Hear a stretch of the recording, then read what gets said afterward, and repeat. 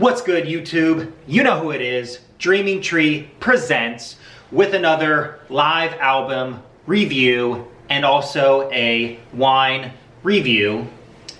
Tonight we are reviewing a Kim Crawford that we have not tried yet. Love Kim Crawford. As you know, you can check out our other reviews.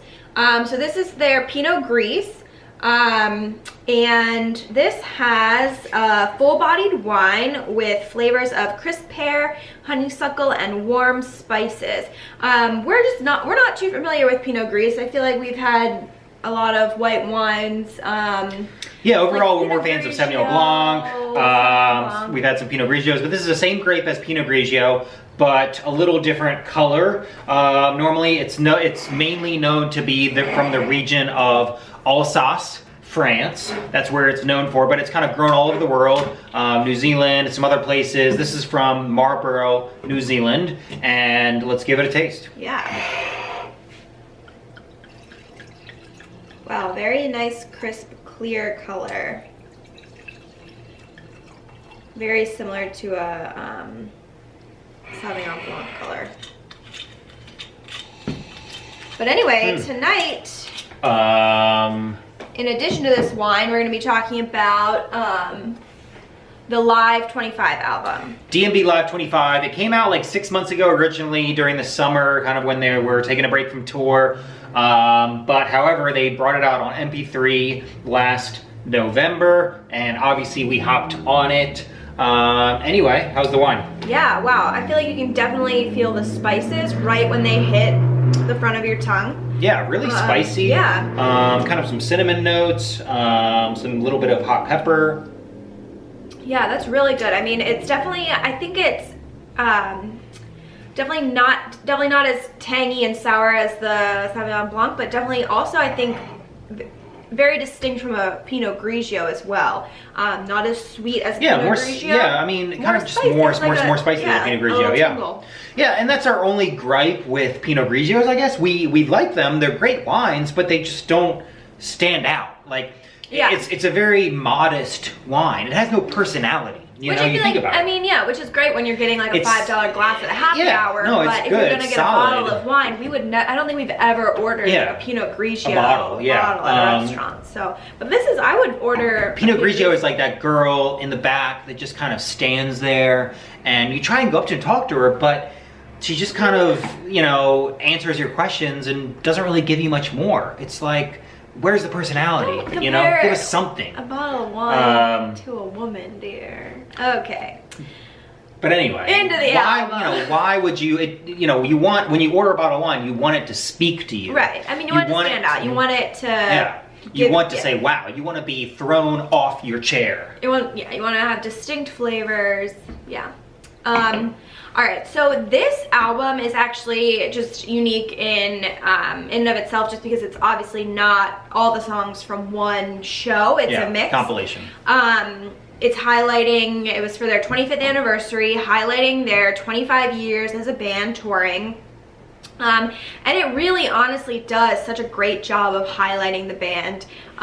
In my opinion, like, it is just such an eclectic mix of songs. A little bit unexpected. You do have quite a few classics, but then also thrown in there you have just really rare, great stuff. And I think this album almost, I feel like, opened my eyes to a lot of Dave songs that I wasn't really listening to previously, or didn't even have on my radar really. And I just think that it's a great album for anyone who's like getting into the band too, just because it really does highlight like their depth as a band. It goes all the way back to the early 90s, has songs from when they played at Trax in Charlottesville, so it's really just giving you like all the way up till what, 2015, right? So it's 20. So yeah, so it really does a great job. Obviously I think that was their goal, but I think they could have just put, you know, their like known songs, their classic like D&B songs on this album. But I really think the selections are just like, I don't know, above all. So going from there, yeah, we can just talk about how we have like a lot of really rare songs on here. So some of my favorites that stand out to me are Number 34. Great song, great jam. Obviously no lyrics, but I mean, here that doesn't matter. It's just such a classic. Very jazzy. Yeah, you know, always kind of it's got that jazzy feel. Love it. And along those same lines, Doobie Thing is another all musical song, and that's one from 93 track at Tracks in Charlottesville.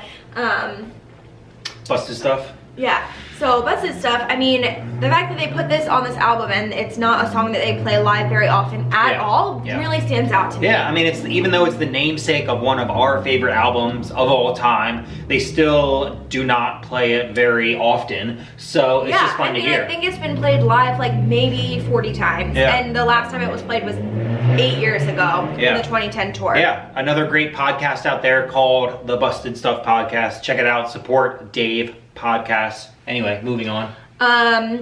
What else do we Kit Kat Jam. Oh, Kit Kat Jam, yeah. Another so rare... Kit Kat Jam is not as rare as the other ones. It's on the Gorge. It's on a few other...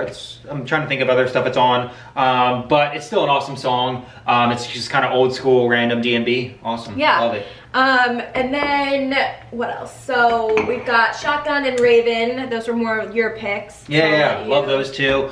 Raven is such a deep song. So is Shotgun. Their lyrics just hit you. They just take you off your feet. Yeah, those are like two darker songs, I feel like. Yeah, like a deep Marlborough, New Zealand Sauvignon Blanc or something. They just take you off your feet, you know, and they hit you deep. But anyway, great songs. Yeah, and then we get, what stands out to me on this album is just, you know, we have a lot of stuff from the early 90s, early 2000s, and then like bam, they throw in Snow Outside, which is it Away from the World? Yeah. Away from the World. I want to say this is the only song on there from Away from the World. I think it is. Only song, I mean, there aren't any big whiskey songs, are there? No. So yeah, this is like their only new song, and it's a great one. And I feel like I really didn't listen to Snow Outside until I heard it on this album, and now it's like one of my favorite songs. Yeah. It's just a really sweet romantic song. Also has really great jamming, very jazzy and bluegrass. The outro was very bluegrassy. Very bluegrass there's a great. One of their warm-up tracks on YouTube has Bella Fleck on it for Snow Outside, so definitely check that out. Yeah, the warm-up summer tour, Snow Outside, that one's really, really good, and I found that because of this, and it's such a great song. Yeah.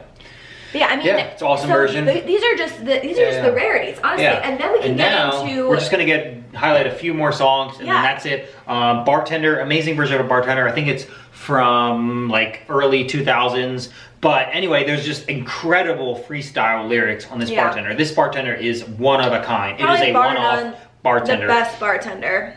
Great freestyle lyrics, quote unquote, I want to believe. It really gets into that religious theme of, is there a God out there? However, then Dave kind of comes to this realization where it's like, wow, like there is no God, but he is inside of me. Like, I want to believe. So anyway, incredibly religious, amazing Bartender. And just in general, the jams on that, I also feel like I can get kind of like a bluegrass feel from those jams. I think he does the If I Only Had a Brain on that too as well, or they do. So it also has that jam. Anyway, there's an amazing Warehouse too, basically because of the intro. I call it the Boys and Toy Soldiers intro. It's a really one-off, unique intro to Warehouse that I've never heard before. I thought it was just another song. I mean, it may be, but they include it with Warehouse, and they don't mark it as another song. So a really unique intro to Warehouse, which obviously, if you know our channel, we love intros to Warehouse, intros to anything. We love it. That's what makes D&B unique. Yeah, and that's from '96, so it's an old. Yeah, it's still just an old Warehouse. But Warehouse didn't come out till like later on, I think, right? Yeah, officially on an album. So '98, but don't quote me on that. Let's see. I mean, really early version of Rhyme and Reason as well from '94 in Charlottesville. So cool version of that. But anyway, I mean, a ton of amazing stuff. You never know. We love that song. Great 41 jam. Don't Burn the Pig before they just called it Pig. Yeah. No, but I mean, that 41 though, like that really stuck out to me. I mean, I could, like, that's what I'm saying. Like, you could just keep talking about all of the great classics on this as well. But like, also you have just such a great balance of Yeah, yeah. Yeah, and there's a ton of stuff we didn't even talk about tonight. But anyway, check it out. Check this album out on DaveMatthewsBand.com. So you glad can download they made it, it available or if you want the for vinyl, you can download. pay $250 for the vinyl. But otherwise, you can just download it. Anyway, support this album. Support live music, support the live tour this summer, and other great bands too. Get out there and support live music this summer and all year long. Anyway, And signing enjoy off. Great wine. Enjoy with great it. wine, enjoy Pinot Gris and other great white wines. Dreaming Tree out.